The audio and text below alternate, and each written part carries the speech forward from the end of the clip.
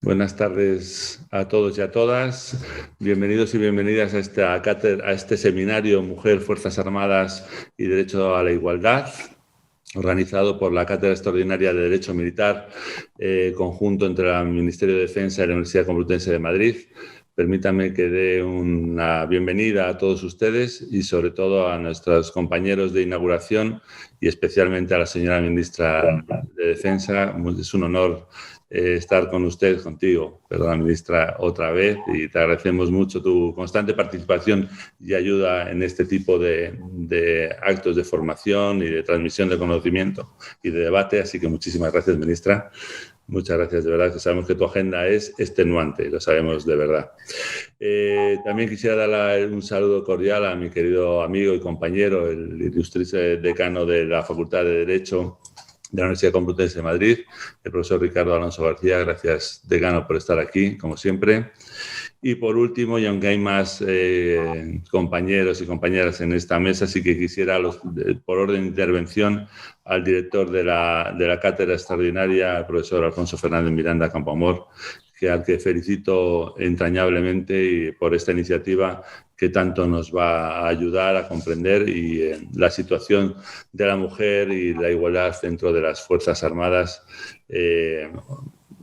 a las Fuerzas Armadas que tanto y Cuerpos de Seguridad de Estado a los que tantos debemos y a los que tanto admiramos por su labor constante.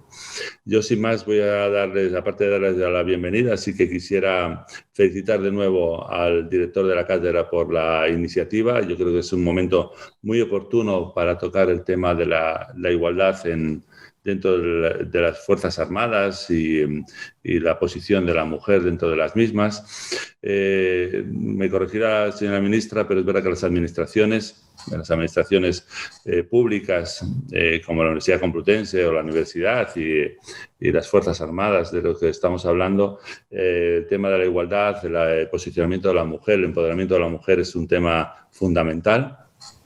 Por ir un poco a lo que es la parte de la universidad, que es la que más conozco, siempre pensamos que la universidad pública es un oasis de igualdad, y lo es en cuanto a oportunidades desde hace ya mucho tiempo. Pero existe una especie de techo de cristal que yo no sé si es de hormigón armado, porque por dar una serie de detalles, es verdad que en algunos lugares hay una cierta igualdad entre hombres y mujeres a la hora de acceder a los puestos más altos, es decir, hay algunas facultades donde hay ya casi más catedráticas que catedráticos. Estoy hablando, por ejemplo, en la Facultad de Farmacia, pero hay otros muchos lugares donde la desigualdad todavía persiste, pese a que ya muchos rectores de las universidades públicas y rectoras de las universidades públicas españolas estamos luchando para que esto no se produzca. Tenemos por ley, y me honro en dirigir una universidad que tiene una unidad de igualdad tremendamente potente, pero ese techo de hormigón armado que existe debe ser de cristal, pero cristal antibalas, porque no se ve, pero existe. Tenemos que tratar entre todos y entre todas de romperlo. Yo solo les quiero dar un dato que es tremendamente relevante. Pese a que en muchas universidades, muchas facultades, principalmente del área de ciencias de la salud, las mujeres jóvenes, los profesores y las profesoras jóvenes son eminentemente mujeres. Sin embargo, luego eso no se traduce a la hora de que las mujeres en la universidad pública ocupen de forma generalizada los puestos de responsabilidad que se merecen. Por darles el dato concreto, en la Universidad Complutense de Madrid jamás ha habido ni siquiera no una rectora, sino ni siquiera ha habido jamás una candidata a rectora. Y eso es algo que no debe pasar desapercibido, de hecho no pasa desapercibido, porque tenemos compañeras que han ocupado altísimos puestos de gestión, por ejemplo, ministras. La primera mujer que presidió una Real Academia Española, la de Farmacia, era una profesora de la Universidad Complutense de Madrid, recientemente y tristemente fallecida, una profesora de la Facultad de Veterinaria, la profesora María Teresa Miras. Pero luego, a la hora de traducir esa mayor presencia de la mujer en una institución que en principio, como repito, tendría que ser una especie de oasis o paradigma de lo que es la igualdad, existen ciertos aspectos que dificultan el que las mujeres se presenten o puedan llegar a lugares de alta responsabilidad. Repito, por poner un ejemplo también cercano, la primera mujer que ha sido decana de la Facultad Veterinaria, donde yo he trabajado durante muchos años y he sido decano, ha tomado posesión hace año y medio. Es decir, una institución como la Facultad Veterinaria, ya estamos acercándonos a los 250 años de historia, pues ni siquiera ha tenido una mujer como decana hasta hace muy poquito tiempo. Y ese derecho que está muy bien, aparece en el artículo 14 de la Constitución Española, en donde se proclama el derecho de igualdad y la no discriminación por razón de sexo, pues algunos factores impiden en una institución como la Universidad Pública Española que se cumpla. Y ya no doy más explicaciones, porque lo importante son las palabras de la señora ministra, pero sí que quisiera agradecer, porque siempre es constante la colaboración tan estrecha que tenemos desde la Universidad Complutense de Madrid con el Ministerio de Defensa, que se ha estrechado todavía mucho más desde que la ministra está ocupando ese puesto, y a la que felicito por la labor que ha realizado durante todos estos años y muy especialmente por la labor que ha realizado en defensa de nuestros compañeros de las Fuerzas Armadas y cuerpos de seguridad del Estado, aunque esté en otro ministerio. Quiero agradecer ya por último, aparte de repetir el agradecimiento al director de la cátedra por esta iniciativa, agradecer a la Fundación General Universidad Complutense todos los medios que ha dispuesto para que este seminario se lleve a cabo con brillantez, seguro. Y ahora que estoy viendo a Alfonso aquí, pues estoy seguro que vamos a disfrutar muchísimo de las ponencias de un programa que está magníficamente diseñado. Así que sin más dilación, señora ministra, si quiere puede proceder a dirigirse a la audiencia. Pues muchas gracias, querido rector, decano, director de la cátedra.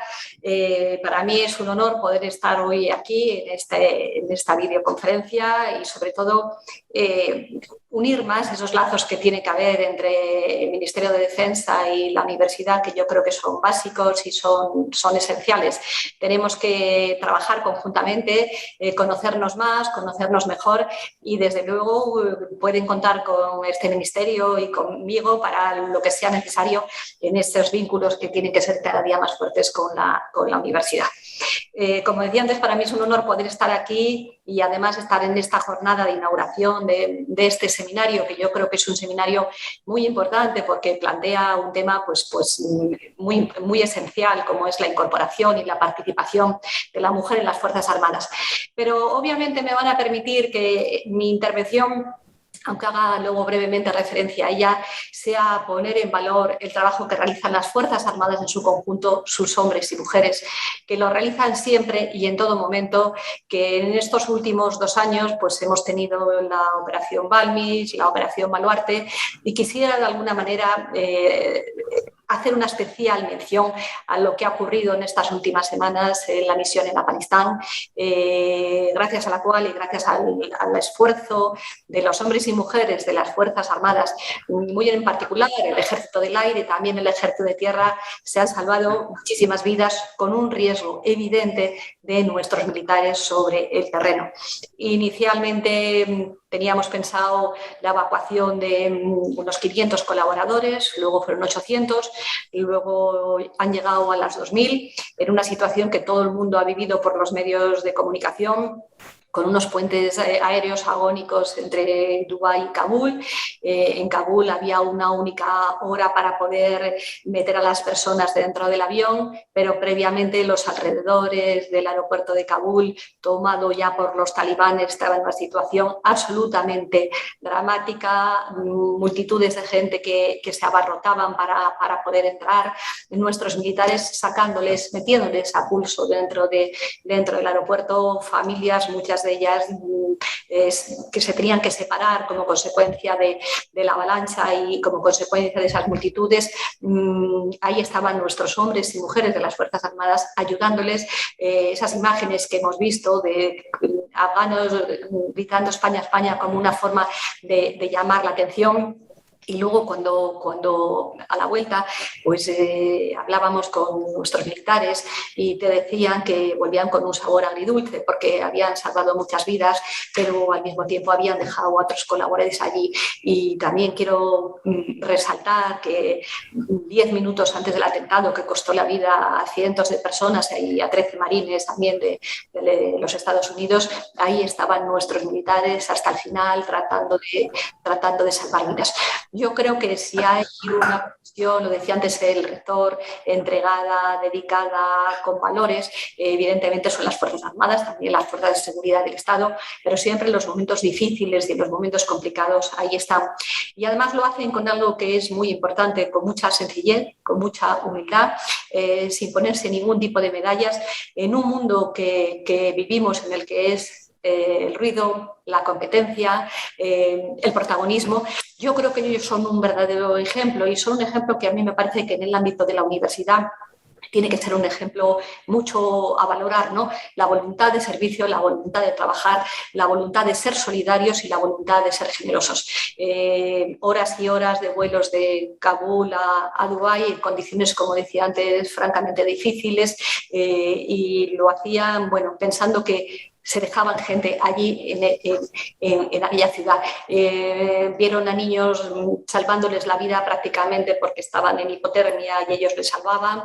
En fin, y quiero poner eso en valor porque, como decía antes, son el mejor ejemplo de lo que queremos y de lo que queremos también para la universidad y lo que queremos en todos los colectivos. Y lo vivimos también en la Operación Balmis, cuando estaban con los fallecidos, cuando estaban con las personas de la tercera edad en las residencias. Sigue habiendo hoy en día rastreadores militares que están precisamente siguiendo la evolución de la pandemia. Bueno, yo me siento tremendamente orgullosa de nuestras Fuerzas Armadas, de nuestros hombres y de nuestras mujeres. Y sí que en ese contexto de entrega, de generosidad, quiero resaltar el papel que tienen también las mujeres. Es verdad que en las Fuerzas Armadas Españolas el número de mujeres es un 12,8%, hay unas 15.000 mujeres en las Fuerzas Armadas.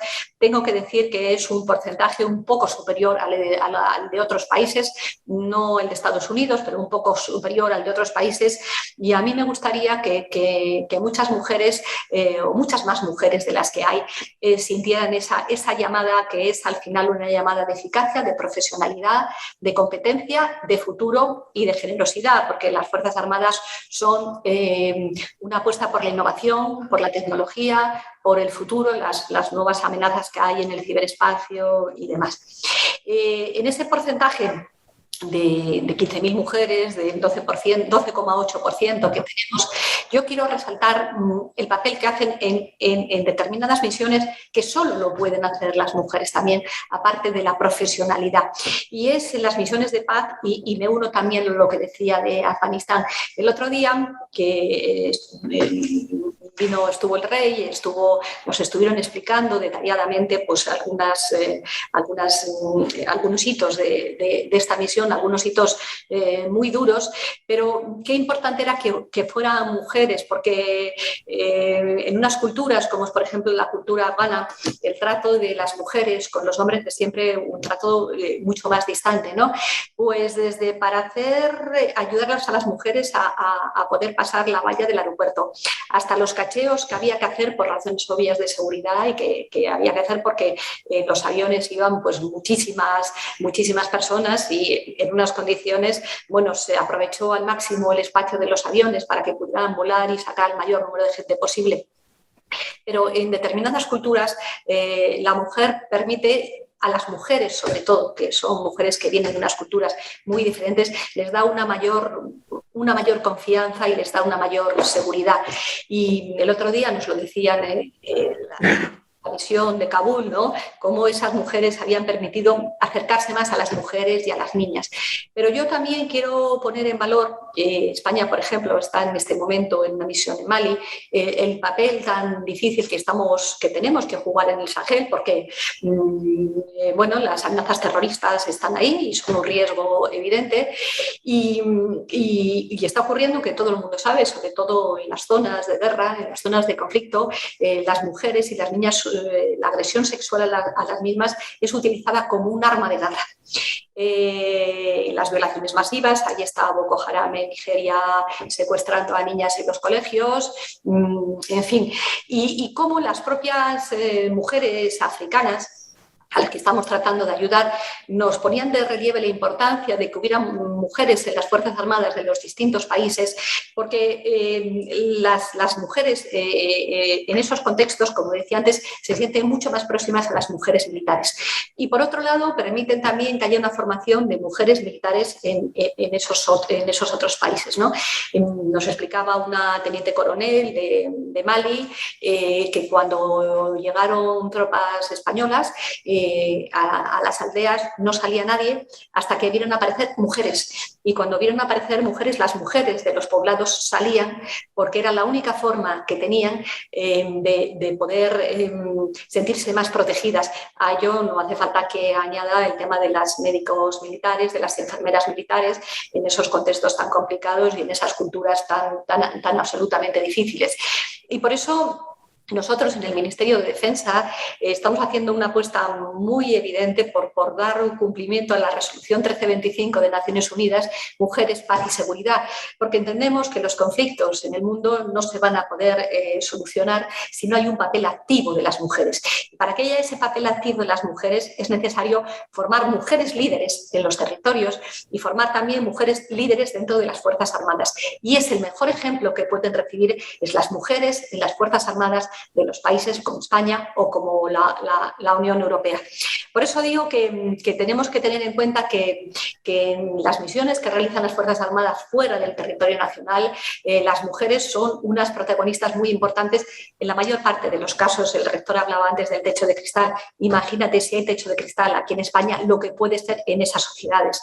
Nosotros en todos estos días de lo de Afganistán, yo he hablado con mujeres afganas y una de las cosas que decían es qué va a pasar con las mujeres en Afganistán, esas mujeres que eran profesionales, juezas, médicos, periodistas, qué va a pasar ahora en ese contexto.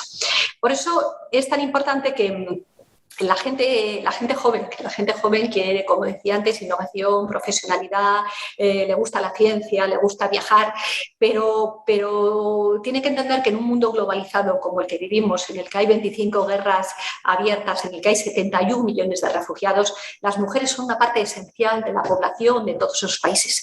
Y para poder empoderar o para poder llegar a esas mujeres, a esas niñas, por razones culturales, por razones religiosas, es un papel muy esencial el que realizan nuestras mujeres. El Ejército de Tierra, por ejemplo, está preparando en operaciones especiales a mujeres con ese cometido especial, ¿no? de que ayuden a formar a mujeres en las Fuerzas Armadas de esos países y sobre todo de proteger a aquellas mujeres que son violadas, que son raptadas o que de alguna manera son presionadas. Yo quiero acabar con ello mi intervención. Decir, como decía antes, que el papel de las Fuerzas Armadas en España está ahí, lo hemos visto en Balmis, lo vemos cada día en el espacio aéreo, lo vemos en múltiples misiones, pero España tiene una vocación de proyección, esa vocación de proyección que tienen las Fuerzas Armadas, que al final es la misma vocación de proyección que tiene la universidad. La universidad es conocimiento, la universidad es extenderse, la universidad es no conocer fronteras, es poder estar hoy aquí con gente de Colombia, con gente de China, ese es el saber, ese es el conocimiento. Y esos son también los grandes valores de las Fuerzas Armadas. Y sin esos grandes valores de las Fuerzas Armadas, difícilmente vamos a construir un mundo más seguro, vamos a construir un mundo en paz y un mundo en igualdad. Y para eso es esencial que las mujeres se apunten a las Fuerzas Armadas, porque, como digo antes, tienen proyección, tienen futuro, tienen conocimiento, pero sobre todo tienen ese espíritu de servicio que está tan interiorizado dentro de las Fuerzas Armadas y que yo creo que la gente joven, las mujeres jóvenes, tienen hoy mucho. Así que yo creo que este es un buen seminario, sobre todo para la gente que está un poco pensando por dónde quiere orientar su vida, por dónde quiere orientar el conocimiento. Yo no entiendo el conocimiento sin la generosidad, sin la voluntad de servicio, y créame que esa generosidad, esa voluntad de servicio está perfectamente reflejada en las Fuerzas Armadas. Ver ese abrazo que ha sido viral, que se ha visto en el mundo entero, de una soldado española abrazando a una mujer afgana a la que había venido acompañando durante todo el vuelo porque estaba en una situación de embarazo, y que se abrazaron en esos vínculos y en esos lazos, que a lo mejor solo se podía hacer porque era una mujer soldado y era una mujer afgana. Yo creo que esa imagen vale mucho más que mil palabras. Frente al ruido, frente a la crispación, está el abrazo entre culturas distintas, la generosidad, el ayudar a mujeres que quieren abrir y quieren empezar un mundo nuevo. Y ahí, desde luego, van a encontrar, por supuesto, al Ministerio de Defensa de España, a los hombres y mujeres de las Fuerzas Armadas y a las mujeres con ese plus, sobre todo cuando hace referencia a culturas distintas. Así que mucho éxito en el seminario y, sobre todo, una llamada de atención a las mujeres jóvenes que estén planteando la fuerza, la iniciativa de las mujeres con la fuerza que también representan las Fuerzas Armadas. Yo creo que presenta un campo muy abonado para seguir trabajando en esa voluntad de servicio. Muchísimas gracias. Muchísimas gracias, señora ministra, la verdad, por tus palabras, que son muy gratificantes. Coincido plenamente con todo lo que has dicho. Yo, que he sido profesor y coordinador de alguna asignatura en la Cátedra Juan de Borbón y he participado en decenas de proyectos con el Ministerio de Defensa, me doy cuenta que las Fuerzas Armadas son las Fuerzas Armadas modernas, democráticas, y que, desde luego, la presencia cada vez más importante de la mujer las hace todavía mejores de lo que ya son. Y le felicito, señora ministra, por la gestión que está haciendo con los hombres y mujeres de nuestras modernísimas y democráticas y imprescindibles Fuerzas Armadas, que hacen una labor extraordinaria. Yo recuerdo de entre las alumnas, porque voy a centrar, ya que estamos hablando de mujer y Fuerzas Armadas, de entre las alumnas de mi asignatura surgieron, al menos que yo sepa, dos mujeres veterinarias que participaron, entraron después por oposición en el ejército, así que lo tengo muy grabado y, desde luego... Y el rector me va a permitir... Sí, claro, no. Fíjate qué curioso, cuando estábamos haciendo, estaban explicando pues la situación y cómo se hizo, escenas desgarradoras y tremendas, pero el papel tan importante de las veterinarias y los veterinarios, el papel tan importante que hicieron nuestros perros, sin duda. Porque precisamente, claro, la entrada al aeropuerto de Kabul había que evitar que no hubiera terroristas suicidas, que no llevaran explosivos, claro. Que no subieran al avión. Y los perros exhaustos, unos perros, pero absolutamente adiestrados por nuestros veterinarios y nuestras veterinarias. Absolutamente. Tiene una unidad cinológica que es de primera, el ejército. Así que estoy muy orgulloso de mis compañeros y compañeras que han hecho una labor. Yo recuerdo una alumna muy querida que cuando tenía que ir veterinaria, cuando tenía que ir por primera vez a Afganistán, se sinceró y tenía sus miedos, sus dudas, pero luego vino feliz de haber realizado una gran labor allí entre sus compañeros y compañeras y para la sociedad afgana, que era muy importante. Y lo de la escuela cinológica tiene unos perros y unos adiestradores maravillosos. Así es. Muchísimas gracias, señora ministra, de verdad. Muchas gracias. Y a la universidad por estas jornadas. Muchas gracias. Gracias, ministra. Gracias. Pues tiene la palabra el decano de la Facultad de Derecho, el profesor Ricardo Alonso García. Decano, cuando usted quiera. Muchas gracias, querido rector, querida ministra, querido director de la cátedra, Alfonso Fernández Miranda, y queridos oyentes, queridos participantes que estoy viendo aquí en pantalla, que alcanzan el centenar de participantes, lo cual ya es un dato que hace constatar el éxito de este segundo ciclo de la Cátedra de Derecho Militar, que empieza con el seminario de hoy. Como apuntaba, estamos ante una renovación por segunda vez de la Cátedra de Derecho Militar, que se firmó en su momento entre la Universidad Complutense y el Ministerio de Defensa. En ambos casos, con Alfonso Fernández Miranda a la cabeza de esa Cátedra de Derecho Militar. En el primer ciclo, que duró 3 años, los que duraba el convenio, el éxito de la Cátedra de Derecho Militar fue rotundo. Me voy a limitar a constatar un dato que creo que evidencia la importancia de esa cátedra en el inicio de su andadura. Fruto de la tremenda expansión de la labor docente investigadora de esta Cátedra de Derecho Militar allende nuestras fronteras, no solo dentro del país, sino allende nuestras fronteras, fue el nacimiento del Instituto Iberoamericano de Derecho Militar. El Instituto Iberoamericano de Derecho Militar, presidido por el propio Alfonso Fernández Miranda, que ha dado ya sus frutos, ¿no? Ya se han celebrado seminarios en Brasil, invitados por la Suprema Corte de Justicia Militar de Brasil, que no son palabras menores, y en México. O sea que estamos, como les decía, como os decía, en la apertura de un segundo ciclo que empieza con este seminario tras la reciente renovación por otros 3 años de esta cátedra de Derecho Militar. Bien, este éxito durante el primer ciclo de la cátedra de Derecho Militar no solo ha tenido una proyección fuera de nuestras fronteras, sino que ha tenido una proyección, voy a exponer muy rápidamente, dentro del mundo académico español, porque fruto de ese éxito, si no hubiera tenido tanto éxito esa cátedra, no se estaría produciendo lo que estamos viviendo en estos momentos.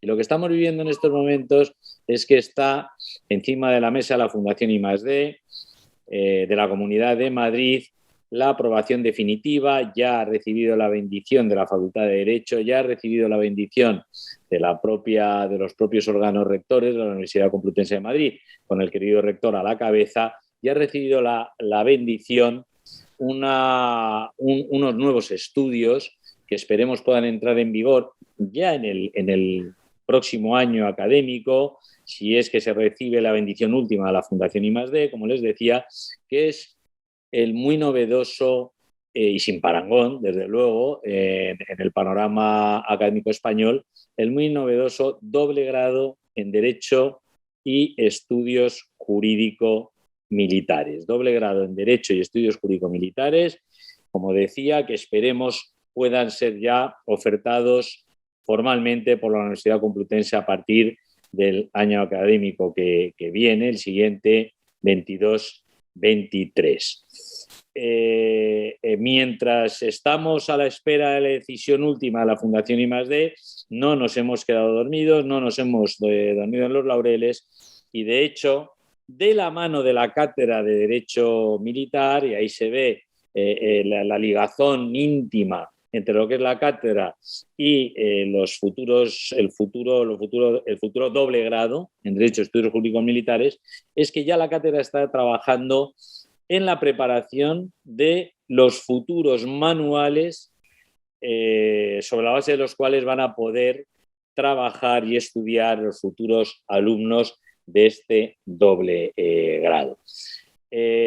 Como os decía, como les decía, como os decía, si me permitís el tuteo, queridos oyentes, esto es un hito en este país, es una cosa en la que se viene trabajando desde hace tiempo, el rector lo sabe bien, hemos recibido su constante apoyo tanto de él como también es de ley destacarlo del vicerrector de Asuntos Económicos, que ha estado impulsando este esfuerzo desde el primer momento. Es un hito en la historia democrática en este país, porque significa dar el primer paso para incorporar a las Fuerzas Armadas en suelo universitario, en territorio, en tierra literalmente, ¿no? Tierra universitaria, y a la inversa, permitir a la universidad una mejor comprensión, una mejor interacción con la extraordinaria labor que desempeñan ya desde hace muchos años nuestras Fuerzas Armadas. Yo creo que el título de este seminario, la materia de la que se va a ocupar este seminario, ya lo ha destacado suficientemente la ministra, con el título Mujer, Fuerzas Armadas y Derecho. Es un seminario que viene muy a cuento. La primera ponencia a cargo del catedrático de Valladolid, Derecho Constitucional de Valladolid, Fernando Rey, a quien agradezco también el haber aceptado de la mano de Alfonso Fernández Miranda, inaugurar con su ponencia este seminario con el título Igualdad de sexo y prohibición de discriminación, un enfoque constitucional, tiene una extraordinaria importancia. Yo me voy a permitir aquí en un minuto nada más, como experto que soy en Derecho a la Integración Europea, voy a traer nada más un dato a colación. La primera reforma que se llevó a cabo de importancia de la Ley Fundamental de Bonn, de la Constitución alemana, en el año 2000, fue provocada, ni más ni menos, provocada y exigida por la Unión Europea como consecuencia de una sentencia del Tribunal de Justicia en el asunto Kreil, en la que el Tribunal de Justicia constató el trasfondo discriminatorio de la ley fundamental en la medida en que discriminaba a la mujer alemana en el acceso a las Fuerzas Armadas en lo concerniente al uso de armas de fuego. Como consecuencia de ese asunto, ni más ni menos, como os decía, los alemanes procedieron a la modificación del artículo 12 de su ley fundamental. Insisto, el éxito de la cátedra está ahí. La cátedra en sí, los 100 participantes, no solo por los participantes de este seminario, sino por la prolongación que en el tiempo van a tener los futuros seminarios que desarrolle la Cátedra de Derecho Militar en este segundo ciclo de existencia. Porque, como bien apuntaba antes de que nos engancháramos ya todos al seminario, como bien nos apuntaba el vicedecano de la facultad, mi vicedecano de Asuntos Internacionales e Institucionales, José María Coello, este seminario está siendo grabado precisamente para ser utilizado en el futuro por estos futuros estudiantes del doble grado en Derecho y Estudios Jurídico-Militares como material importante de trabajo en su aprendizaje a lo largo de ese doble grado, que estoy seguro que está destinado a tener un tremendo éxito. Así que nada más por mi parte, querido rector, querido director de la cátedra, larga vida a la cátedra de Derecho Militar y mucho éxito, que estoy convencido que lo tendrá, al futuro doble grado del Derecho y Estudios Jurídico-Militares, que será el único ofertado en este país por la Universidad Complutense de Madrid. Muchas gracias, querido rector. Gracias, queridísimo decano, querido amigo Ricardo. La verdad es que coincido plenamente con tus palabras y lo que me abruma es el impacto terrible que puede tener la grabación y permanencia en nuestro repositorio de estos seminarios, que van a impactar en centenares, si no miles de personas, y que, bueno, con el buen hacer de los ponentes y del director de la cátedra, pues va a transmitir lo que es el conocimiento durante muchísimo tiempo. Gracias, decano, y coincido y te felicito por el éxito del doble grado, porque sé que ha sido una apuesta personal tuya y que ha exigido un trabajo tuyo y de la facultad y de tu equipo de canal durante muchísimos meses. Así que, bueno, es una muestra mayor de la colaboración entre nuestra universidad y el Ministerio de Defensa, que tan importante lo es para ambas instituciones, y que sí que tú eres un valedor realmente fundamental para que continúe. Así que gracias, querido decano. Muchas gracias. Y por último, no me queda mayor honor que ceder la palabra al profesor Alfonso Fernández Miranda Campoamor, director de la Cátedra Extraordinaria de Derecho Militar Mixta entre el Ministerio de Defensa y la Universidad Complutense de Madrid. Querido Alfonso, le repito, no puedo hacer otra cosa más que felicitarte por tu trabajo durante tantos años y por la iniciativa de este seminario, que me parece, como he dicho cuando estaba al principio, no solo oportuno, sino oportunísimo en estos momentos, por aspectos muy básicos, pero sobre todo también por los que ha resaltado la señora ministra. Así que, Alfonso, cuando quieras, y ahí con mi máximo agradecimiento. Gracias, querido rector. Un breve, espero, capítulo de agradecimientos, brevísimo, si es posible. Va a hacer 5 años que se firmó el primer convenio entre la Universidad Complutense y el Ministerio de Defensa, creando esta Cátedra Extraordinaria de Derecho Militar. No me corresponde a mí hacer valoración alguna de sus éxitos o sus fracasos. Al fin y al cabo, soy el último responsable de la misma como director desde los inicios de la cátedra. Pero sí poner de relieve la importancia que a mi juicio tiene el que se haya abierto en la Universidad Española una puerta a la investigación investigación, a la docencia y a la divulgación de lo que podríamos denominar en sentido amplio cultura de defensa. Yo siempre pongo de relieve que la sociedad española tiene una estima extraordinaria por nuestras Fuerzas Armadas y por las fuerzas y cuerpos de seguridad. Voy a la última encuesta y solo hay 4 instituciones que superan el 5, el aprobado, en la percepción de los ciudadanos españoles.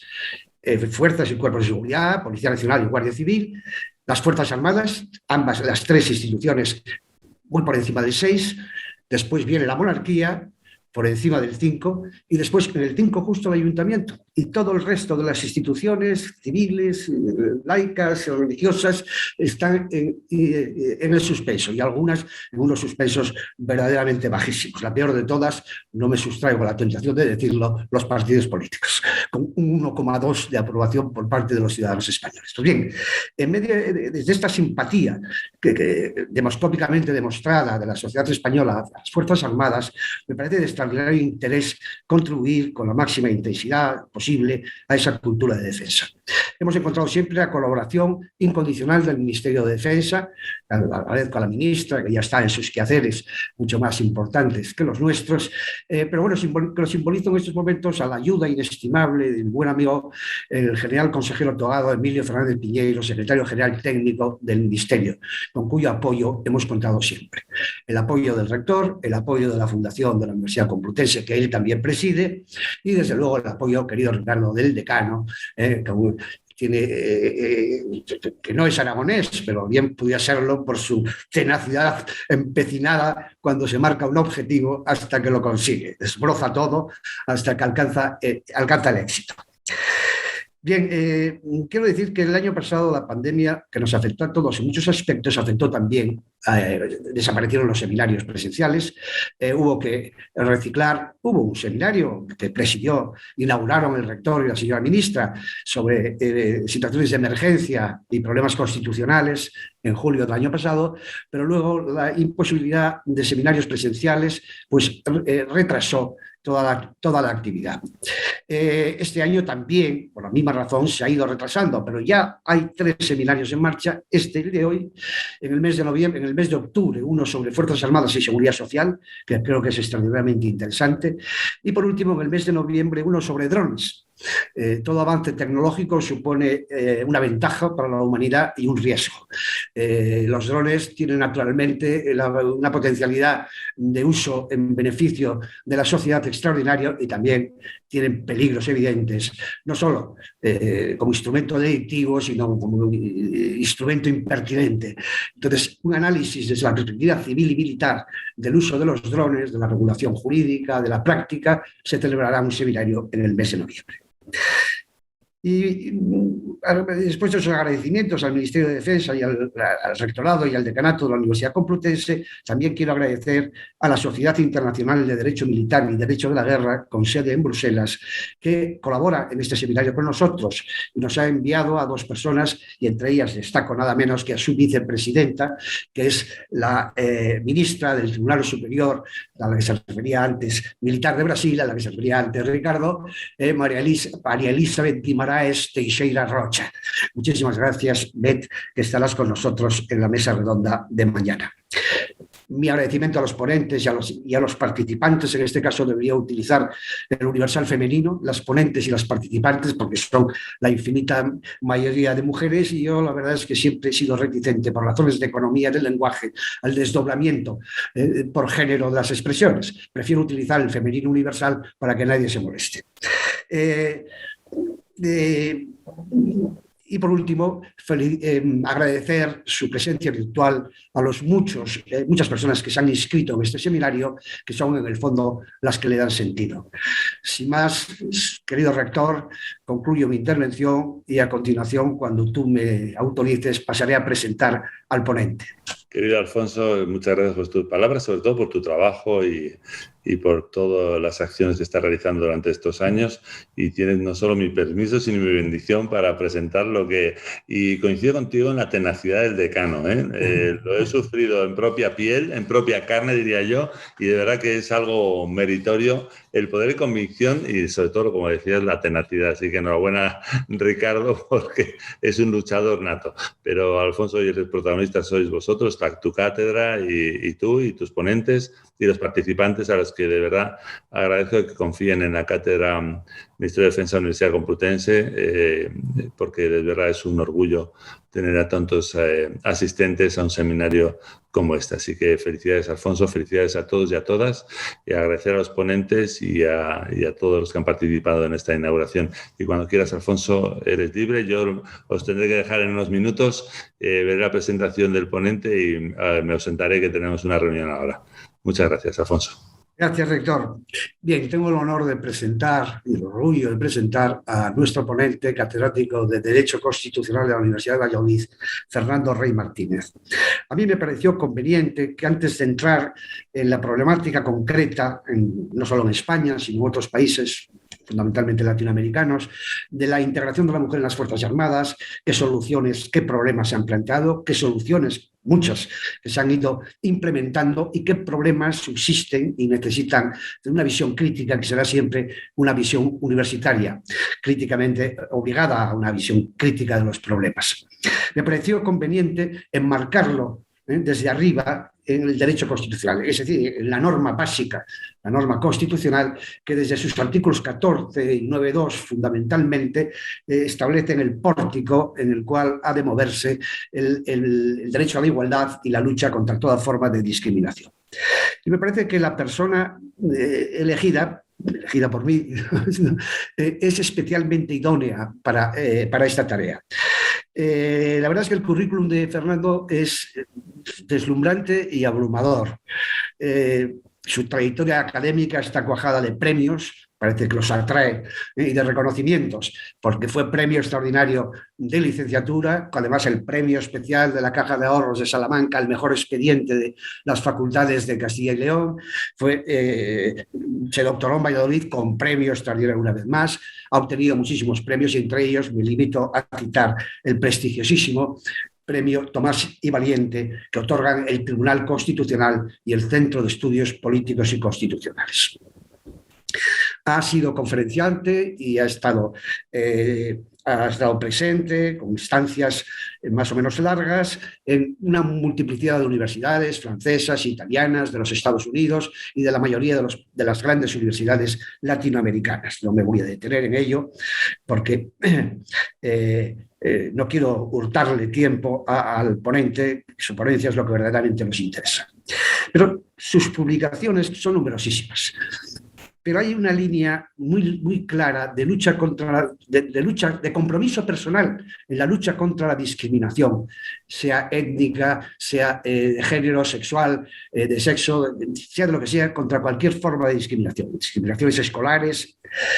Su segundo libro, en el año 1995, primero publicó su tesis doctoral sobre el derecho de propiedad, pero su segundo libro lleva el título del Derecho Fundamental a no ser discriminado por razón de sexo. O sea, vemos que desde el principio y en una larguísima trayectoria se ha ocupado de estos temas. Temas de minorías, o en el caso de la mujer, temas de mayorías discriminadas, pero en otros casos de minorías étnicas, como por ejemplo la minoría gitana.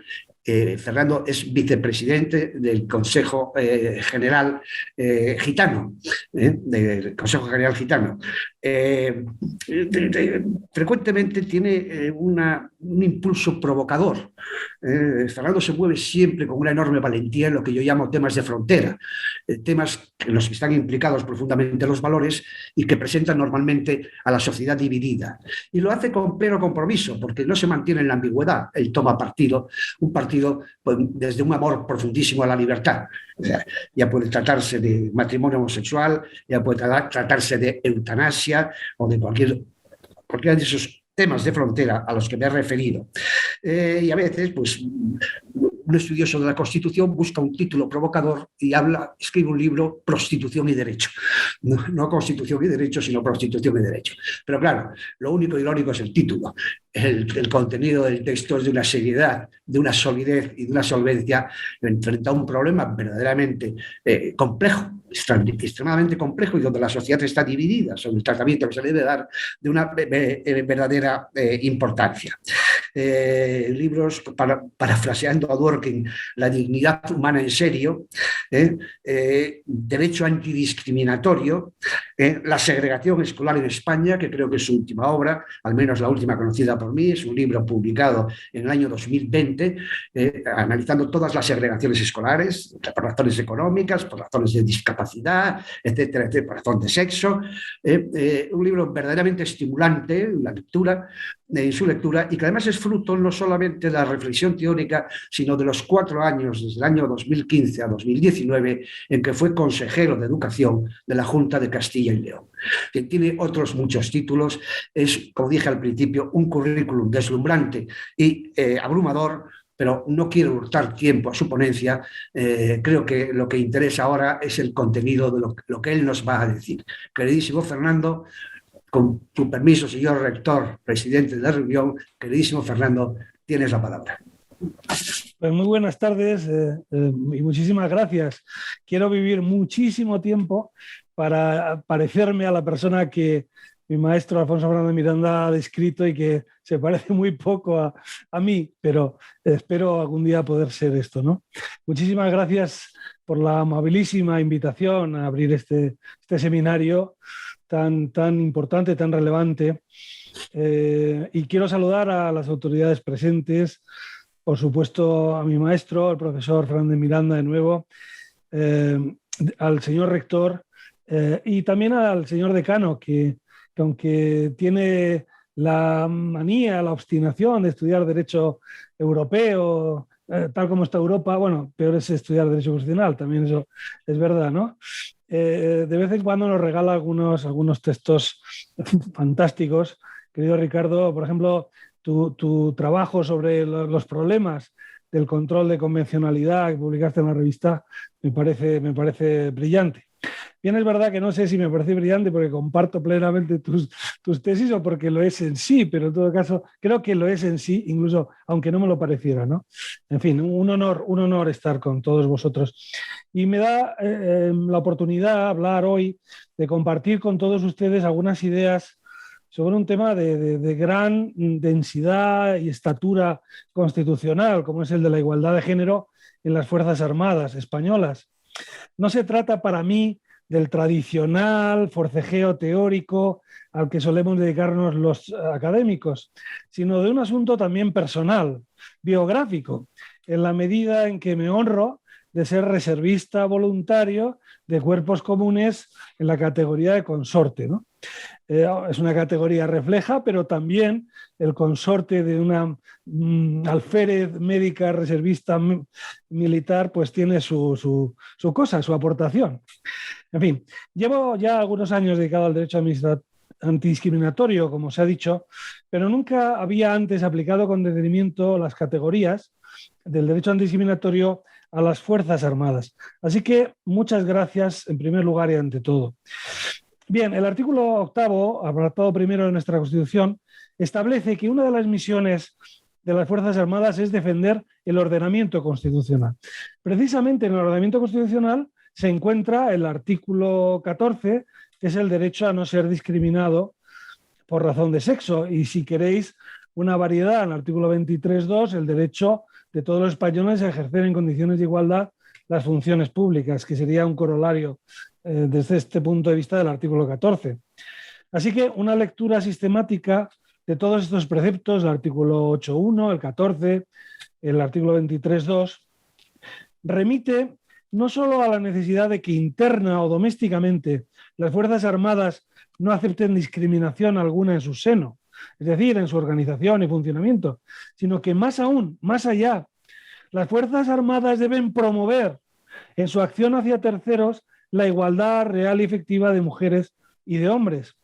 Así que en 2021 la cuestión principal no es ya solo la tradicional del ingreso efectivo de las mujeres, equiparables a los varones, incluso de sus ascensos, sino también, y sobre todo, la cuestión es tomar en serio la igualdad de género en las operaciones militares, en la protección de los civiles en contexto de conflicto armado, por ejemplo, entre otros muchos ejemplos elocuentes que nos ha proporcionado hace poco la señora ministra.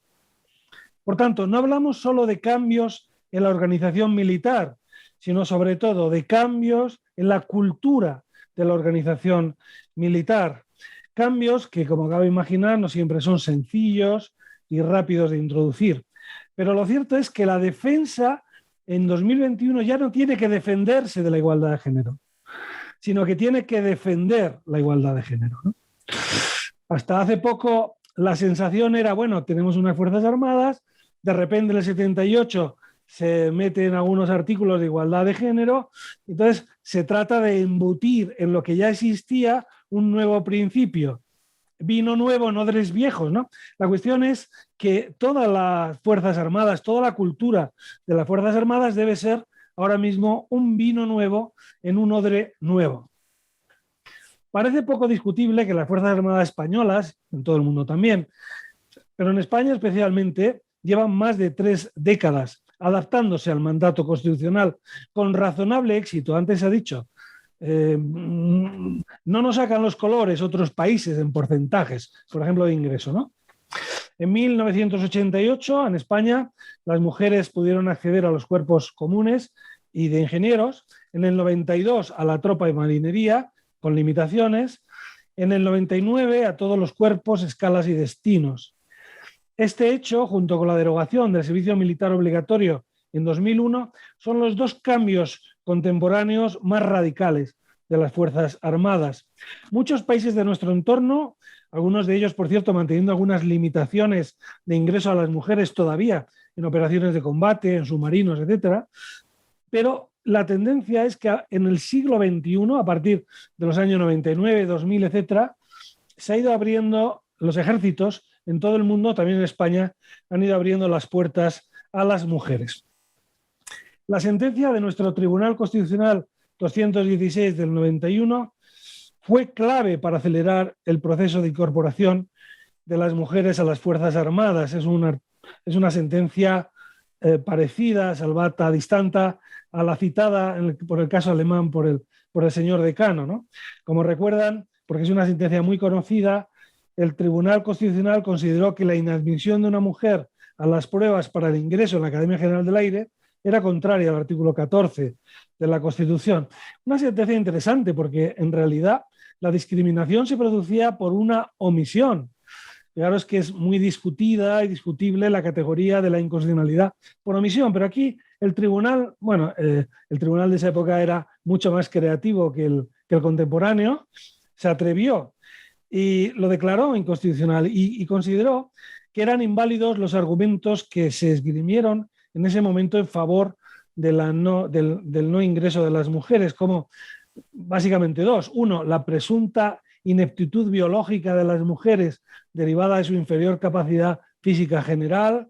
El tribunal ha ido exigiendo una valoración individualizada de cada candidato sin tener en cuenta su sexo. El segundo argumento era el aumento de gastos en infraestructura militar. Evidentemente, el ingreso de las mujeres provoca una organización en estéreo del sistema militar, baños para mujeres, baños para hombres, dormitorios para mujeres, dormitorios para hombres, etcétera, ¿no? Y esto, uniformes para hombres, uniformes para mujeres, y esto provoca un mayor gasto, pero ese gasto evidentemente es inevitable. Naturalmente, además de haber abierto de par en par las puertas, al menos formalmente, a las mujeres en las Fuerzas Armadas, se ha ido posteriormente dictando todo un cuerpo normativo para asegurar la igualdad de género desde otros aspectos relevantes. Por ejemplo, el de la conciliación de la vida militar y la personal o familiar, el abordaje del acoso por género y del acoso sexual en particular. Se han creado 2 observatorios en España dentro de lo que yo llamo la cultura voyeurista, pero bueno, es interesante en todo caso. 2, nada menos, el Observatorio de la Vida Militar, que es un órgano consultivo de las Cortes Generales, y por otro lado el Observatorio Militar para la Igualdad entre Mujeres y Hombres, en las Fuerzas Armadas que depende del Ministerio de Defensa. Pues bien, ¿cómo podemos nosotros interpretar cabalmente todo este panorama complejo, disperso? ¿Cómo podemos ordenar esta realidad para poder contestar a esta pregunta? ¿Dónde se hallan los principales desafíos actuales en materia de igualdad entre mujeres y hombres en las Fuerzas Armadas españolas? Les propongo utilizar como hilo de Ariadna, para no perdernos en este laberinto, las principales categorías del derecho antidiscriminatorio, tal como se exponen, por ejemplo, en el manual de la Comisión Europea del Tribunal de Estrasburgo o en el libro antes citado que escribí. Disculpen este segundo de publicidad, pero recuerdo haber escuchado a mi maestro, el profesor Fernández Miranda, alguna vez que los profesores de universidad solo nos casamos para duplicar el número de lectores. En mi caso, desde luego, sin éxito alguno. Lo primero de todo es comprender de verdad qué es una discriminación. Toda discriminación es una conducta prohibida por el derecho, pero el discriminador, antes de actuar, ha transitado por dos pasos previos que nos explica la psicología social. El primero es la idea de estereotipo o generalización. Resulta, yo no lo sabía, es como el médico de Molière que hablaba en prosa sin saberlo, pero resulta que los seres humanos, todos nosotros, incluido yo, somos tacaños cognitivos. Es decir, reducimos toda la complejidad de la realidad que nos circunda a través de generalizaciones. Todos los alemanes son, los legionarios son, las mujeres son, etc. Esto no es, en principio, ni bueno ni malo. Es. Así funcionamos. Evidentemente, las generalizaciones nos pueden resultar útiles para orientarnos un poco, para situarnos, pero desde un punto de vista intelectual no tienen absolutamente ningún valor. La generalización siempre es falsa, salvo esta frase que acabo de decir, que las generalizaciones son falsas. En realidad, pasa con las generalizaciones como con Bernard Shaw cuando llega a París y le pregunta a un periodista, ¿qué opina usted de los franceses? Y inmediatamente contesta, pues no lo sé, acabo de llegar, todavía no los conozco a todos, ¿no? Pero, bueno, funcionamos con generalizaciones. Ahora bien, cuando las generalizaciones se les añade a los estereotipos, se les añade un segundo elemento, que es un juicio de valor, un juicio ideológico, un elemento axiológico, ese estereotipo, en principio neutro, se convierte en un prejuicio. En un prejuicio. La idea de prejuicio es una idea nutritiva, porque el corazón de toda discriminación, o si se prefiere, la munición ideológica de toda discriminación, es siempre un prejuicio. La discriminación no es otra cosa que un prejuicio actuado. Es la conducta derivada de un prejuicio. Y un prejuicio además gravemente ofensivo de la dignidad humana. Nada menos que el artículo 14 nos pone sobre la pista de estos sospechosos, el machismo, el racismo, la xenofobia y todo tipo de ismo y de fobia que ustedes puedan imaginar. Una sociedad es mucho más decente, mucho más sana, cuantos menos prejuicios, o mejor dicho, cuanto mejor maneje los prejuicios existentes, porque los prejuicios van a existir de entrada. Sería ingenuo pensar que los prejuicios desaparecen fácilmente, ¿no? El punto está en la cultura, o más bien en la incultura social, ¿no? Muchas veces trabajamos con los efectos, pero no con las conductas discriminatorias, pero no con las causas. Si no trabajamos las causas, si no trabajamos culturalmente, estamos siempre en la periferia del problema, no en su fábrica, ¿no? Pues bien, ¿qué prejuicios discriminadores han pesado y quizá todavía hoy sobrevuelen los establecimientos militares en España y en todo el mundo? Es evidente que el ejército ha sido el espacio favorito del patriarcado, del machismo tradicional. Karen Dunibin ha escrito que el modelo del guerrero varón en combate ha sido durante milenios la esencia de la cultura militar. Habla Einstein del mito del varón guerrero justo frente al mito de la mujer como alma bella, descanso y trofeo en todos los sentidos del guerrero. Judith Youngman alude a la ética del guerrero, un varón aguerrido, heroico, agresivo, cuidado por las mujeres que la auxilian como enfermeras, secretarias, etc. hasta la idea de espía, si se fijan, es diferente culturalmente de la mujer espía del varón espía, ¿no? El varón espía es un personaje con glamour, no solo James Bond, ¿no? Tienen hasta los personajes de John le Carré un cierto glamour intelectual y british. Sin embargo, la mujer espía es una mujer fatal, invariablemente, ¿no? El prejuicio machista de que las mujeres son naturalmente incapaces para la milicia es bien evidente. Bueno, esto es conocido, pero a veces se repara menos que en el otro lado del espectro ideológico, un sector del feminismo, aquel que es también quizá pacifista, que se opone a la dialéctica violenta de todo varón solo por serlo, opone la dialéctica pacífica y dialogante de las mujeres. De modo que a veces los sectores más conservadores se han opuesto a la presencia femenina en el ejército, pero también, por razones diferentes, desde sectores sedicentemente progresistas. En ocasiones da la impresión de que la presencia femenina en los ejércitos está huérfana de apoyo intelectual, de apoyo ideológico. Digamos, las mujeres militares son otras mujeres. No estarían en el mainstreaming de lo que se espera o de lo que debiera ser una mujer contemporánea, etc.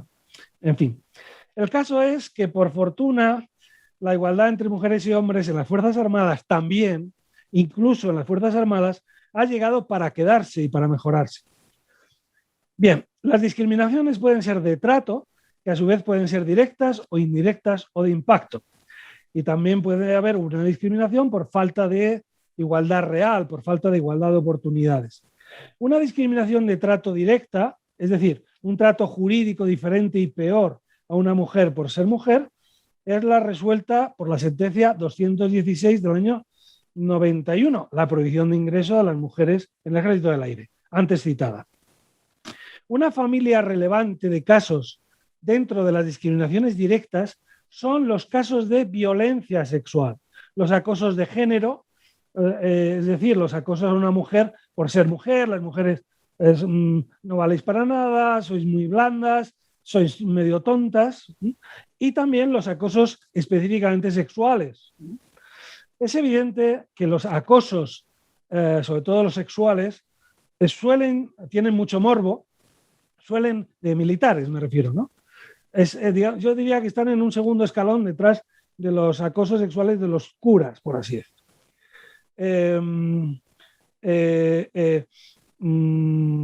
Llama mucho la atención de los medios y del público, mucho más que en otros sectores profesionales, porque lo que son casi siempre noticias, pero en realidad, si se fijan, nada hace pensar o nadie ha demostrado persuasivamente que haya un número desproporcionadamente alto de acosos de género y de acosos sexuales en el ejército en comparación con otros sectores profesionales o de actividad, ¿no?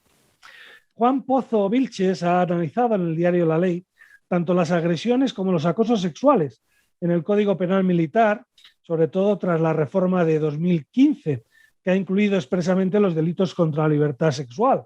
Como saben, antes de esa fecha se cobijaban bajo la rúbrica un tanto general del trato degradante si el agresor era superior, del maltrato de obra al superior si el agresor era el subordinado, que algún caso hubo, o lo tramitaba la justicia ordinaria si eran casos entre iguales. Y digo, Juan Pozo ha concluido alguna idea que me parece digna de rescate aquí. Por ejemplo, sostiene con buen criterio que se trata de delitos pluriofensivos, ya que atentan no solo contra el bien jurídico de la libertad sexual, sino también contra la disciplina militar. Y quizá por eso no sorprende que, por ejemplo, el Código Penal Militar castigue de modo más severo el acoso sexual de forma el acoso sexual que el Código Penal General. Por ejemplo, el acoso vertical de superior a inferior, digamos, el clásico. En el Código General es de 6 meses a 1 año y en el Código Penal Militar es de 6 meses a 5 años. O sea, hay un incremento muy sensible de la pena, ¿no? La principal observación de mejora normativa que sugiere Pozo, Vilches, es deslindar mejor las faltas disciplinarias muy graves del delito en sentido estricto, de acoso sexual en ámbito militar. Efectivamente, ahora hay una zona de penumbra y de incertidumbre exegética. Yo creo que también sería más interesante también hacer más transparentes los datos y las medidas del Ejército de prevención y sanción, que ahora son datos, digamos, no fácilmente accesibles, ¿no? Hay que hacer pedagogía social. Es verdad, antes lo he dicho, hay un especial morbo social sobre estos temas, pero la cuestión no es que el ejército no tenga agresiones ni acosos sexuales en su seno. Por desgracia, los va a tener siempre. Un porcentaje, por desgracia, se va a dar. La cuestión es mostrar cuántos son, cómo son y también qué medidas están adoptando para prevenirlas y también para reprimirlas con la severidad que se requiere, ¿no? Bien, las discriminaciones directas de las que vengo hablando suelen ser patentes, por lo tanto, en este momento, 2021, no suelen ser las más comunes, demasiado groseras.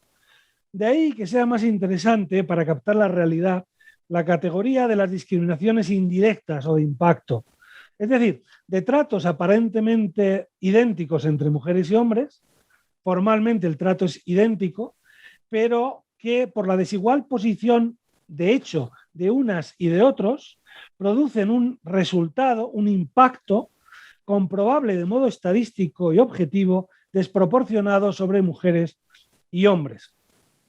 Un magnífico ejemplo de discriminación indirecta es la resuelta por la sentencia 1040 del año 2019 del Supremo, que consideró que la fijación de una talla mínima de 160 centímetros para poder acceder al puesto de controlador aéreo militar era una discriminación prohibida por el derecho constitucional de acceso a la función pública en condiciones de igualdad, del artículo 23.2 de la Constitución, ya que no hay razón alguna que justifique esa diferencia de trato por la altura. De hecho, el tribunal, el ponente es Pablo Lucas Murillo, se pregunta incluso si hay alguna razón para exigir altura, para controlar, ¿no? Con que el sujeto sentado llegue a los mandos, supongo que sería suficiente, es un atavismo, ¿no? Bien, la verdad es que el tribunal no necesitó ir más allá para concluir que también era una discriminación indirecta de género, que lo es, en la medida en que estadísticamente la media de altura de las mujeres es menor que la de los varones. Pero evidentemente este es también un ejemplo de discriminación indirecta de género. Obsérvese que la diferencia de trato formalmente aquí no es el género, sino otro rasgo en principio neutro, la altura. Pero de hecho, exigir una altura distinta a unos y a otros discrimina a las mujeres. Por eso, correctamente, las pruebas selectivas para ingresar en el ejército distinguen los requisitos físicos a conseguir para mujeres y para hombres. Esto es correcto. Y lo es, eso no es una medida de acción positiva, es una medida para evitar una discriminación indirecta o de impacto de género. Bien, esto no quiere decir que no existan discriminaciones indirectas en el seno de las Fuerzas Armadas. Los números pueden revelarlas.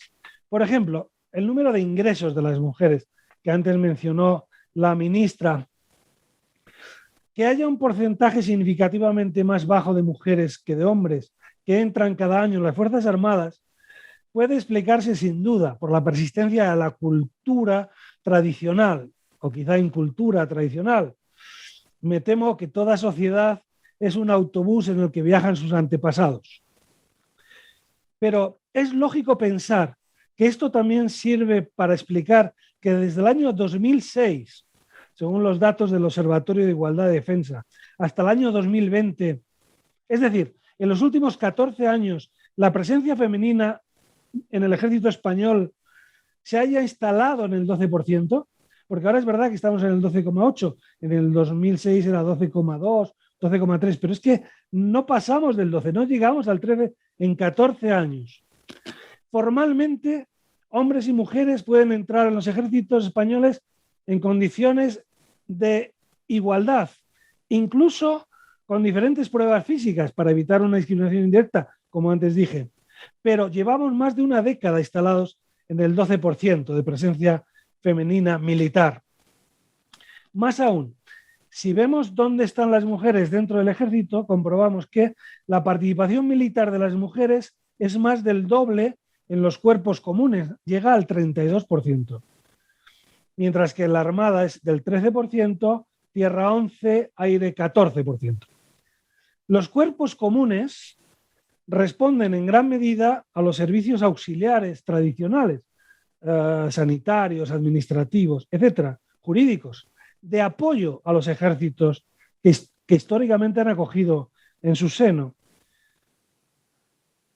Es decir, en realidad hay un número significativamente mayor de mujeres en aquellas funciones dentro de los ejércitos que ya venían realizando incluso antes de que se les permitiera formalmente, sobre todo cuando hay movilizaciones masivas. También es interesante otro dato, el porcentaje de mujeres en misiones internacionales, cuando la cosa se pone ya no solo aguda, sino peliaguda, ¿no? Es tan solo del 6,8%, es decir, del 12,8% baja a la mitad, al 6,8%. Es decir, no solo es que haya un número aún bajo, con esto no quiero hacer una recriminación a nadie, ¿eh? Estoy describiendo la realidad, porque además, como estoy explicando, las causas son complejas y son culturales.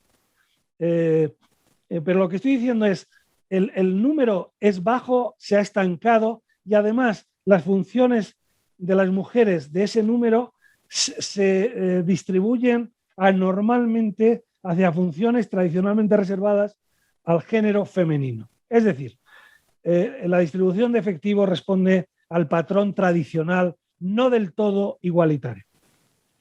Lo mismo puede decirse quizá de los ascensos.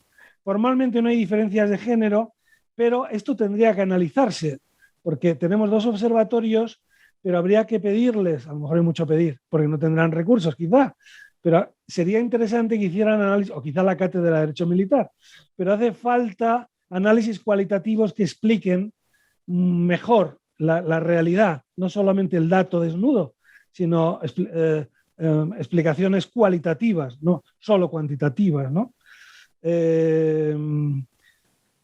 ¿Por qué las mujeres del ejército militares renuncian más que los varones, ¿no? Habría que explicar. Y, por supuesto, habría que hablar de la conciliación entre hombres y mujeres militares, que efectivamente hay medidas de conciliación, pero luego yo me referiré un poco más adelante a esto. Así que, como le ocurre, digamos, a un experto en cáncer que observa marcadores tumorales en un paciente, pero aún no conoce exactamente la causa, aunque está constatando los efectos, cabe suponer con estos datos que existen discriminaciones indirectas que impiden la igualdad real, aunque aún no se haya hecho cabalmente el diagnóstico.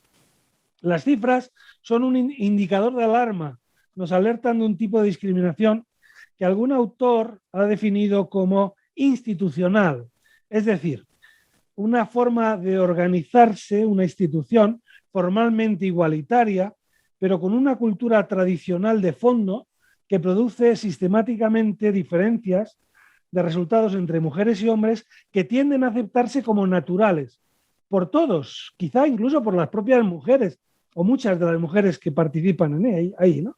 Porque expresan los valores tradicionales dominantes, pero que ni mucho menos son igualitarias, ¿no? Esta es la tesis que respecto de las Fuerzas Armadas norteamericanas ha formulado, por ejemplo, Nicole Brunner, que hay aquí una discriminación sistemática o institucional, digamos, una casi atmosférica, que se produce y ni siquiera la adviertes, no reparas.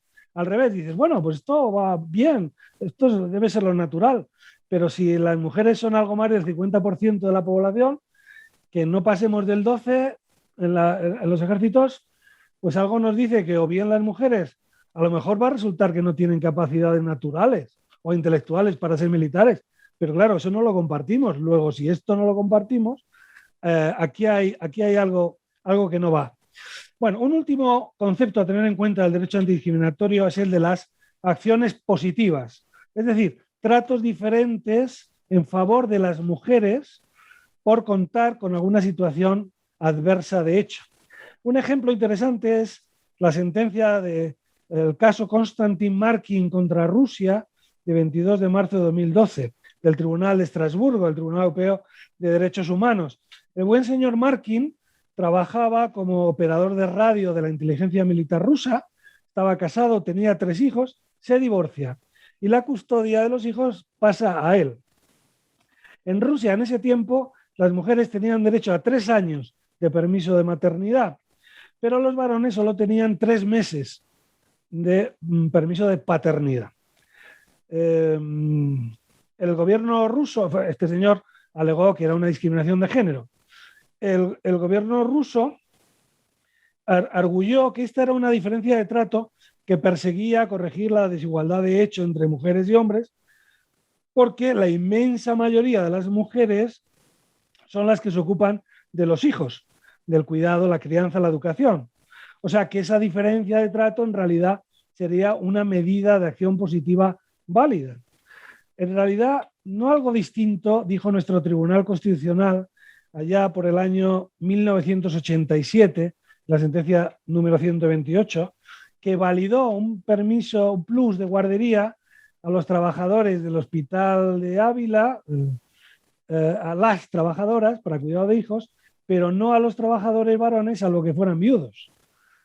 Ponente en ese momento fue Luis López Guerra, consideró que dado que la mayoría de las mujeres eran las que cuidaban a los hijos, esa diferencia de trato pues era una mediación positiva. Yo mismo escribí que eso parecía que estaba muy bien. En el año 2021 pues ya no lo comparto, ¿no? O sea, como decía, bueno, Churchill, que le atribuyen a Churchill todo, parece ser que todas las frases más inteligentes que se le atribuyen no eran de él, porque él dijo cosas inteligentes, pero no las más inteligentes, que no se sabe de quién son, pero él dijo, bueno, a lo largo de mi vida he tenido que comerme muchas veces mis propias palabras, pero he descubierto que se trata de una dieta equilibrada. Bueno, yo creo que me he comido tantas veces mis palabras que no es una dieta equilibrada y por eso he engordado tantísimo. Pero bueno, en fin, la sentencia del caso Markin recuerda mucho a esa sentencia nuestra, ¿no? Sin embargo, claro, el Tribunal de Estrasburgo en 2012 creo que con magnífico criterio no aceptó esa argumentación de los rusos. Dijo, oiga usted, la diferencia de trato entre militares, varones y mujeres, en general empleados públicos, en relación al permiso de paternidad-maternidad, no busca corregir la tradicional desigualdad entre mujeres y hombres, sino que busca todo lo contrario, perpetuar esos estereotipos de género y perjudicar, dijo con una frase interesante y sutil, que no suele ser tan común en las sentencias de Estrasburgo, perjudicar la carrera profesional de las mujeres, pero también perjudicar la vida familiar de los varones en la medida que se les priva del contacto de sus hijos en el caso hipotético de que eso efectivamente sea algo positivo para nadie. En fin, bueno, sí, tengo 3 hijos y quizá hablo por la herida. No, me entienden, ¿no? Una diferencia de trato como la rusa no existe en España, pero la doctrina de Estrasburgo nos obliga a vigilar con celo el paquete normativo de conciliación entre vida laboral y personal del personal de las Fuerzas Armadas. Habría que comprobar, esto es un trabajo que alguien tendría que hacer, y con los datos, no tanto yo, pero esto es una sugerencia para alguien, quizá la Cátedra de Derecho Militar, habría que comprobar si son válidas las diferencias entre mujeres y varones en materia de conciliación, si las hay. Habría que comprobar también las causas de por qué son las mujeres militares las que seguramente, no conozco los datos, no sé si están disponibles, las que desproporcionadamente se acogen a estas medidas. Pero si esto es así, y me malicio que esto es así, esto sin duda provoca efectos adversos en cuanto a su promoción profesional. Y si esto es así, se exigen medidas de acción positiva para corregir estas posibles diferencias. Es decir, si los hijos siguen siendo del cuidado de las madres, y luego el propio empleo militar es muy sacrificado en cuanto a destinos, traslados. Es difícil esa conciliación. Entonces, ese estudio, y es verdad que por otro lado la propia naturaleza de la función de las Fuerzas Armadas requiere contar con muchas personas plenamente disponibles todo el tiempo, porque puede plantearse cualquier eventualidad o contingencia en cualquier momento, ¿no? O sea que por eso tendría que hacerse un estudio muy específico y muy adaptado a las Fuerzas Armadas. Pero seguramente en materia de promoción de mujeres dentro del ejército, el tema de la conciliación es clave. Alguno de ustedes pensará, bueno, es que las mujeres han llegado tarde, han ingresado en el 2000 en plena condición, ¿no? Bueno, estamos ya en 2021, ¿eh? No sé cuánto se tarda en ascender en el ejército, pero posiblemente, esto decíamos también con los jueces, recuerdo que con los jueces decíamos, bueno, a ver, al principio había muy pocas juezas porque no podían entrar en la carrera judicial, ya con el tiempo habrá más magistradas, más miembros del Supremo, mujeres, etcétera, pero no es tan fácil. En cuanto se llega a un nivel en el que hay que elegir, hay que designar, hay cierta confianza, la tendencia es a elegir a varones. O sea, digamos, la igualdad de género no cae como fruta madura con el paso del tiempo, sino que es una conquista diaria de la civilización, porque de alguna manera es antinatural, mucho más en el contexto de una cultura con los valores tradicionales, donde es muy poco común. Yo no me imagino una familia que le digan a la hija, oye, ¿has pensado ser militar? Salvo que los propios padres o algún familiar sean militares, ¿no? O sea, quiero decir, la igualdad no caen como las manzanas en septiembre, en las pomaradas asturianas del maestro Fernando de Miranda. No, hay que conquistarla. Requiere un esfuerzo sostenido en el tiempo, sostenido e inteligente también, ¿no? Bien, termino, bueno, en fin. Como ven, les he propuesto más preguntas esta tarde que soluciones. Termino ya con una sugerencia de cambio de enfoque en estos asuntos, inspirándome en las Fuerzas Armadas anglosajonas. Por ejemplo, en la estrategia 2018-2030 del Ejército Británico para la diversidad y la inclusión, un documento muy interesante, o en el canadiense, que es semejante, o en el norteamericano. Hasta ahora, el enfoque dominante era el de embutir o el de percutir la igualdad de género constitucional en la organización ya existente, varonil, militar, provocando evidentes cambios favorables. La perspectiva anglosajona es mucho más ambiciosa. Es la tesis que yo he sostenido al principio, que es mi idea central, ¿no? Y es que se trata de provocar un cambio de cultura de lo militar para que la defensa, toda ella, se convierta cada vez más en una organización diversa e inclusiva. En esta aproximación anglosajona, la diversidad no incluye solo el género, por ejemplo, aunque el género tiene unas condiciones peculiares. De otras cosas, porque como bien dice Alfonso Fernández Miranda, se refiere a la mayoría de la población, ni siquiera a la minoría, ¿no? Y además porque todo el resto de discriminaciones, si además se añade la de género, entonces se empeora. O sea, la discriminación de género está llamada a convertirse en una discriminación múltiple o interseccional, casi de modo sistemático, ¿no? Pero la cuestión ya no solamente en este enfoque anglosajón, la diversidad de género, que también, y sobre todo, pero toda la riqueza de la organización diversa e inclusiva. Incluye, por ejemplo, las minorías sexuales. En Estados Unidos hubo todo ese debate sobre los homosexuales, ya resuelto, sobre incluso transexuales. Sobre las minorías religiosas. En España no se pregunta sobre esta cuestión. Sobre las minorías étnicas. A ustedes, vamos a ver, quiero hacerles una pregunta. ¿Soy el único español al que le sorprende que en el año 2021 no haya casi gitanos militares? Gitanos españoles. Estamos hablando de españoles, además la comunidad gitana se siente la más española de todo el mundo, son los más españoles. Son casi 1 millón de españoles. Bueno, a lo mejor no conozco, tampoco me han presentado todos y cada uno de los militares españoles. Posiblemente haya algunos. Yo sé, porque es muy chocante cuando hay algún gitano guardia civil.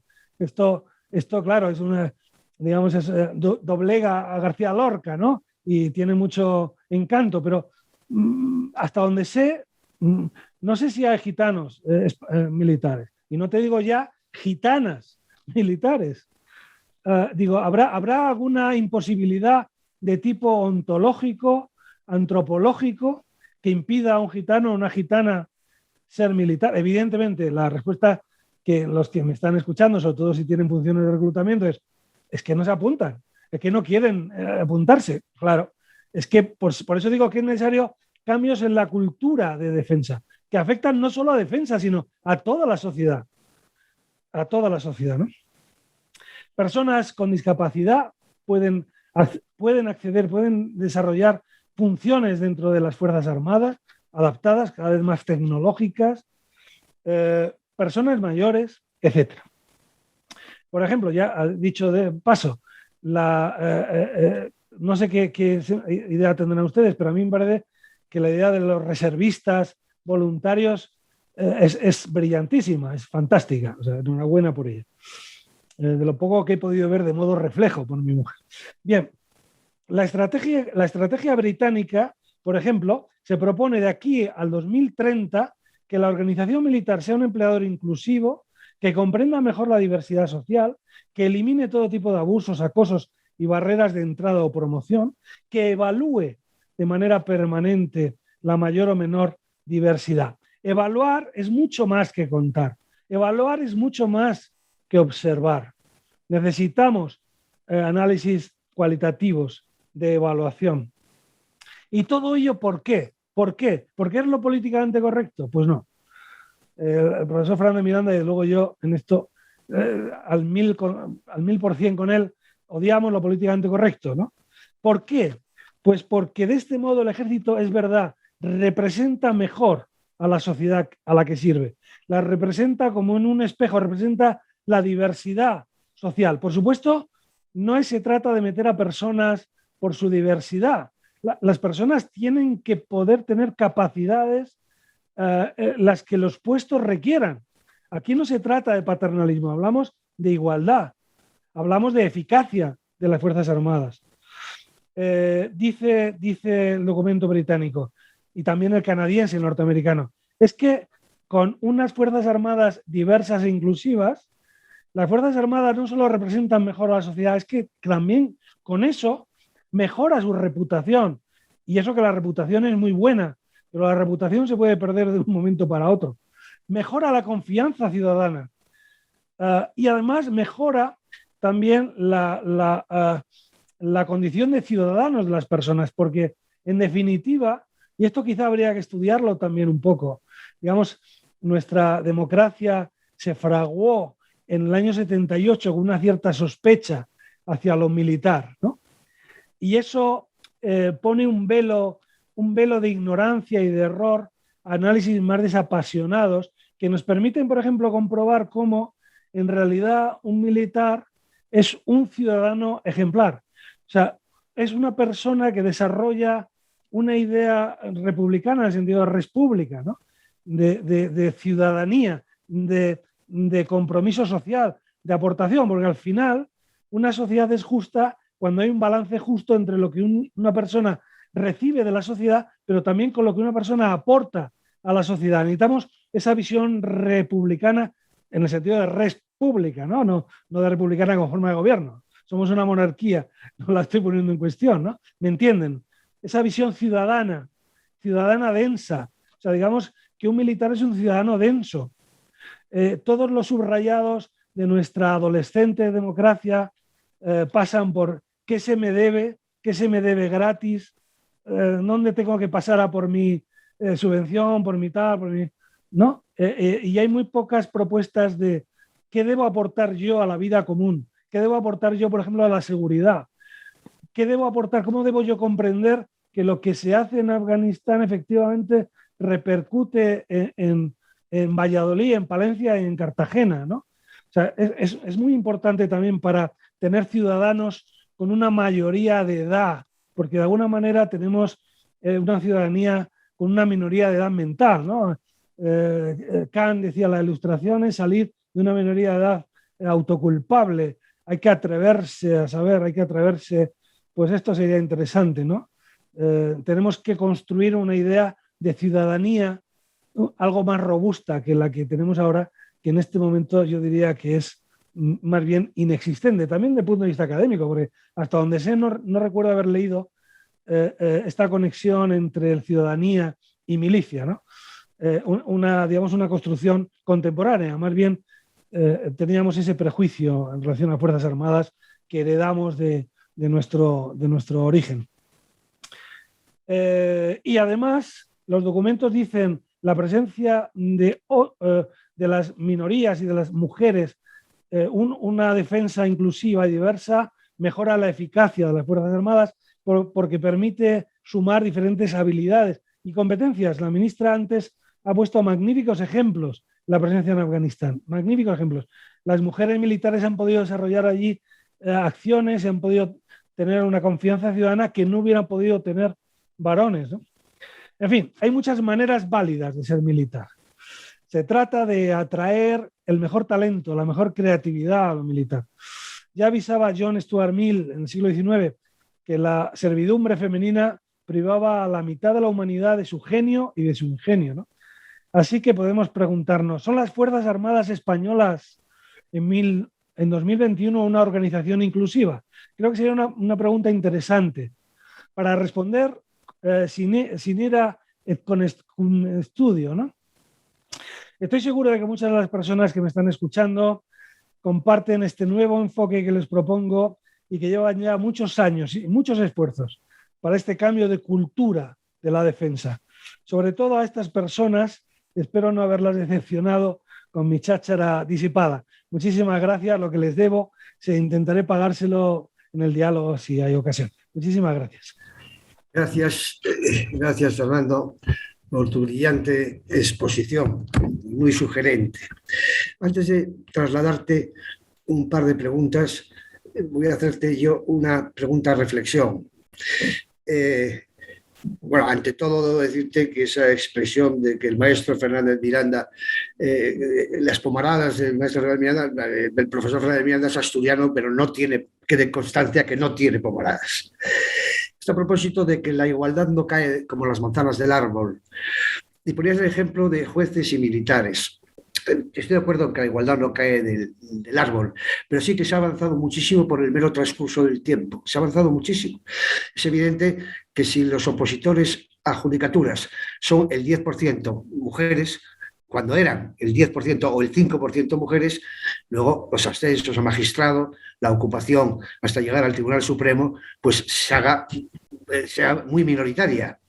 Pero en estos momentos está por encima del 50%. Estoy seguro que, como por el mero transcurso del tiempo, el número de magistradas del Tribunal Constitucional va a equipararse al número de magistrados, por el mero transcurso del tiempo. En el ejército ocurre en alguna medida lo mismo. Hace falta el transcurso del tiempo. En esos momentos ya han accedido al generalato varias mujeres, una muy recientemente, auditora, y que además será ponente en este seminario. Evidentemente, sí, y en eso estoy de acuerdo contigo, en que no basta esperar el transcurso del tiempo. Evidentemente, por el camino se encuentran dificultades adicionales, que pueden ser desde circunstancias familiares a prejuicios machistas o prejuicios patriarcales. Pero si te fijas en los altos cuerpos de la administración del Estado, porque la igualdad en el sector privado es mucho más precaria y mucho menor. Vete a las empresas del IBEX y busca en los consejos de administración mujeres y encontrarás muy pocas, aunque lleves una lupa potente. Sin embargo, no ocurre lo mismo en la administración. Yo he estado en oposiciones de judicaturas, donde la mayoría de las que obtuvieron la oposición fueron mujeres.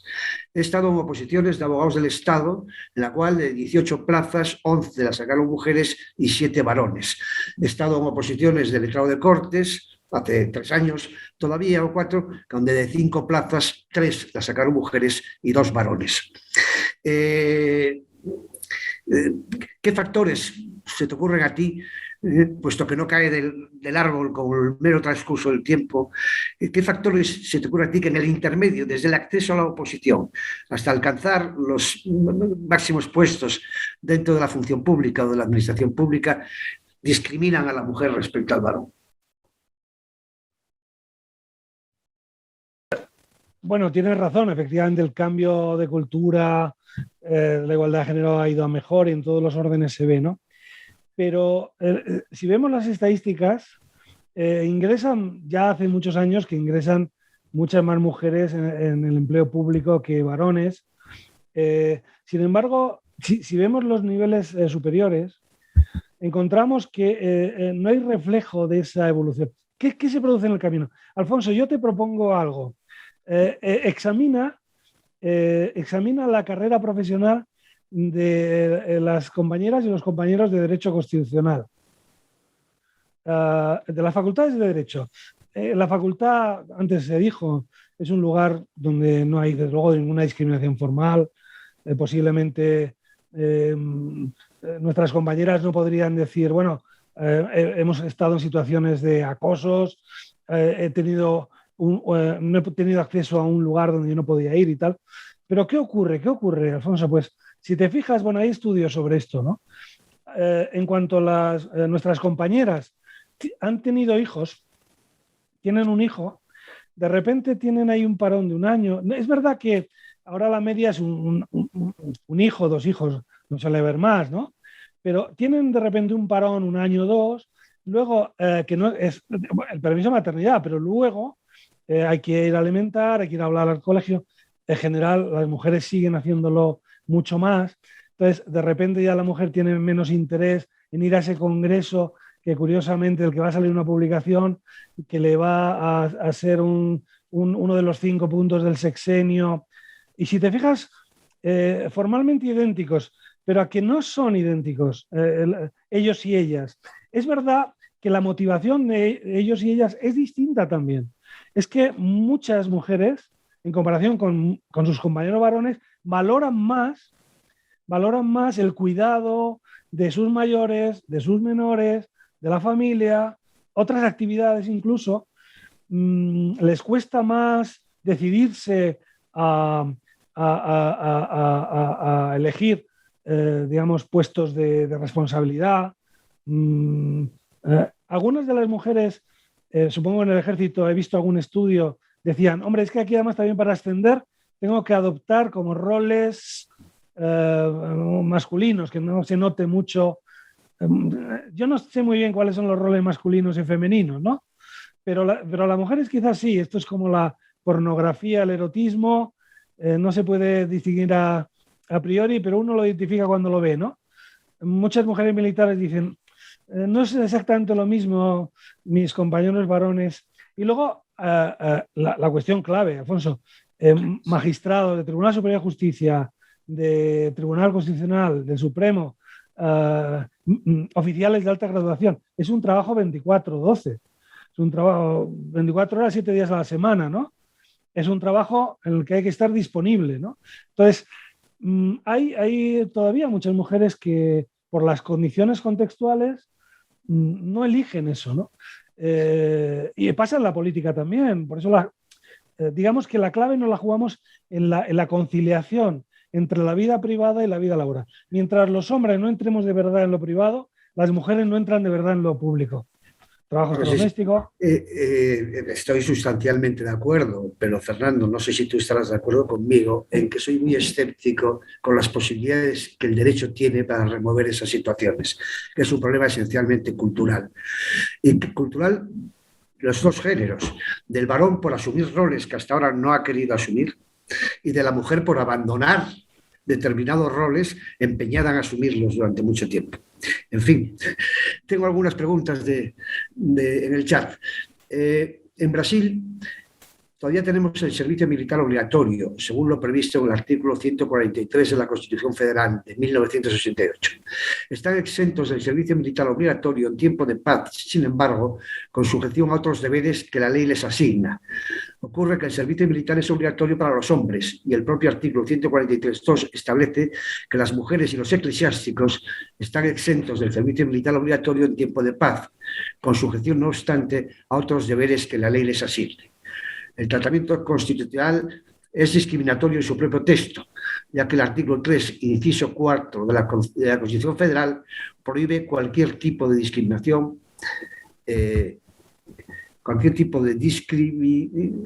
discriminación o prejuicio por razón de origen, raza, sexo, color y edad.